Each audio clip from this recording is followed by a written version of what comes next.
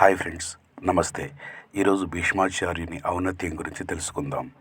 భీష్మ ఏకాదశి ప్రతి సంవత్సరం మాఘశుక్ల ఏకాదశి నాడు వస్తుంది.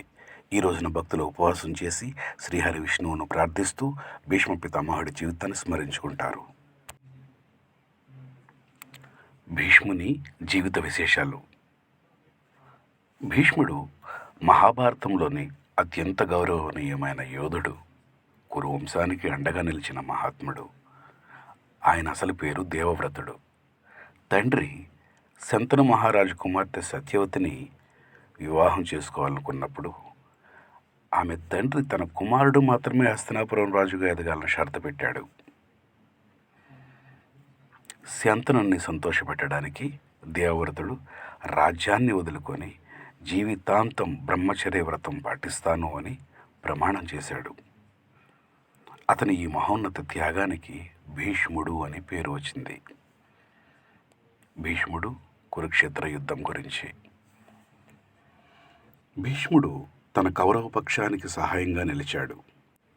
మహాయుద్ధంలో భీష్ముని ముట్టడించటం చాలా కష్టంగా మారింది.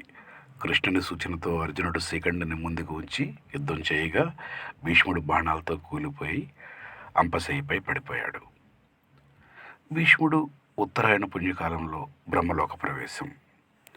భీష్ముని మరణ సమయంలో అర్జునుడు గంగానదికి బాణంతో నీరు తెప్పించగా ఆయన ఆజ్ఞానుసారం ఉత్తరాయణం ప్రారంభమైన తర్వాతే ప్రాణత్యాగం చేశారు. ఉత్తరాయణ కాలంలో మరణిస్తే మోక్షం లభిస్తుందని భీష్ముడు బాగా నమ్మాడు. ఈ సమయంలోనే భీష్ముడు ధర్మ, రాజ, నీతి, భక్తి మరియు మోక్ష మార్గాల గురించి విష్ణు సహస్రనామాన్ని ధృతరాష్ట్రుడికి, పాండవులకు బోధించాడు. భీష్మ ఏకాదశి, దాని మహత్యం. ఈ రోజున భీష్ముని బోధించిన విష్ణు సహస్రనామం పారాయణం చేయడం అత్యంత శ్రేయస్కరం. ఇది చేసిన వారికి భీష్ముని ఆశీస్సులు కలుగుతాయని పురాణాలు చెబుతాయి. ఈ రోజున చేసే ప్రత్యేక పూజలు. ఉపవాస దీక్ష. భీష్ముని అర్చిస్తూ ఉపవాసాన్ని పాటించండి. విష్ణు సహస్రనామ పారాయణం. శ్రీహరి విష్ణువును స్మరిస్తూ భీష్ముని ఉపదేశాన్ని జపించడం.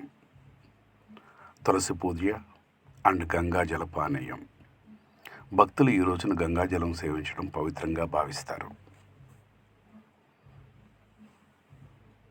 ఫలితాలు. భీష్మ ఏకాదశి ఉపవాసం వల్ల పాప విమోచనం, పితృదేవతల రక్షణ, విశేష పుణ్యప్రాప్తి లభిస్తుంది అని శాస్త్రాలు చెబుతున్నాయి. ఈ ఏకాదశి పాటించిన వారు భీష్ముని ఆత్మశుద్ధికి చేసిన తపస్సుకు పాలు పంచుకుంటారు అని విశ్వాసం.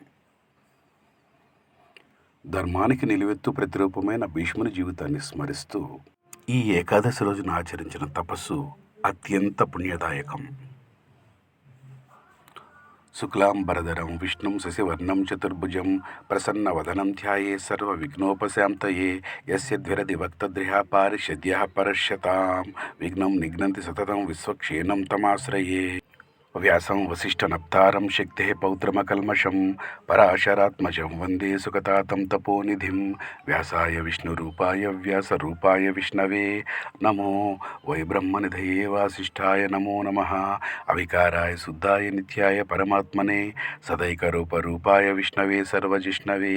యస్య స్మరణమాత్రేణ జన్మ సంసారబంధనాత్ విముచ్యతే. నమస్తస్మై విష్ణవే ప్రభవిష్ణవే.